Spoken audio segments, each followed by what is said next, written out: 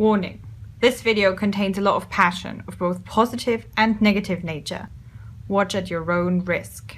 Welcome back to Neverland! Last week, Jo Rowling took to Pottermore to release new information about the wizarding world in North America. I am so excited, emotions, so let's discuss. Except at this point already, you might be thinking, wait, Pottermore, I've heard about that.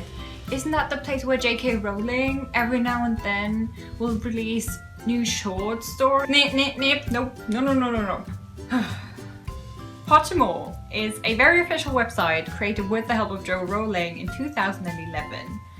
It has changed a lot since they created it. It used to be this very interactive thing with mini games, house tests, and one test, but basically what it is now is that it has been reduced to a source of information, be it on behind the scenes things for the movie or the play or whatever new things are being made in terms of Harry Potter, or as far as characters and the books go, or the whole wizarding world. And this is basically what happened last week. Jo Rowling released 4 snippets of information on North America and their wizarding world, and how the whole thing evolved, the history leading up to 1920-ish, which is of course when Fantastic Beasts and Where to Find Them will play. And boy, did Jo do awesome stuff with what she got. She basically used Native American history and then following that colonial history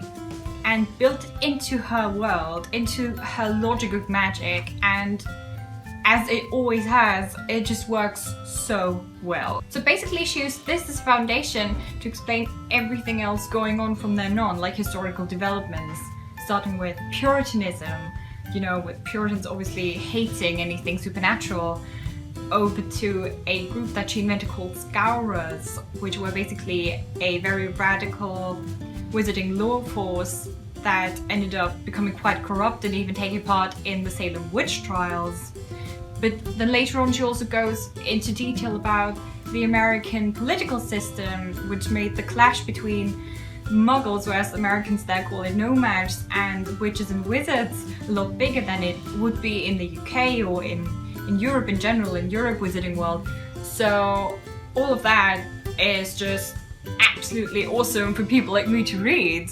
But obviously, as it is now, since social media is so interested in what Jo Rowling has to say, I've come across a lot of people and their opinions, and I just wanted to address a couple of them. So first of all, interestingly, I've seen people say that they think it's so interesting that Jo is all up in American history and how much she's using it for her purposes.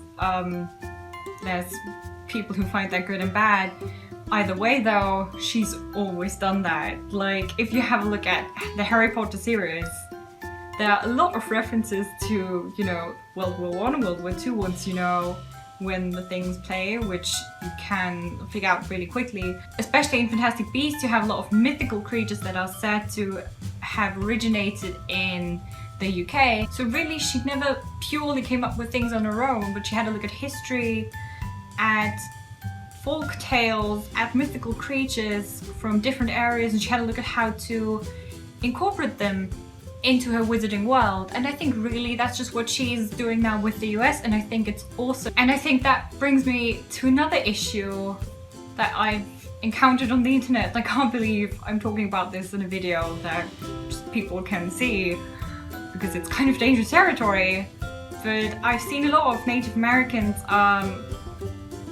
complain about how Jo has gone about describing their magic, or you know, what she is now using as magic, and basically claiming that she's very much appropriated their culture and their history.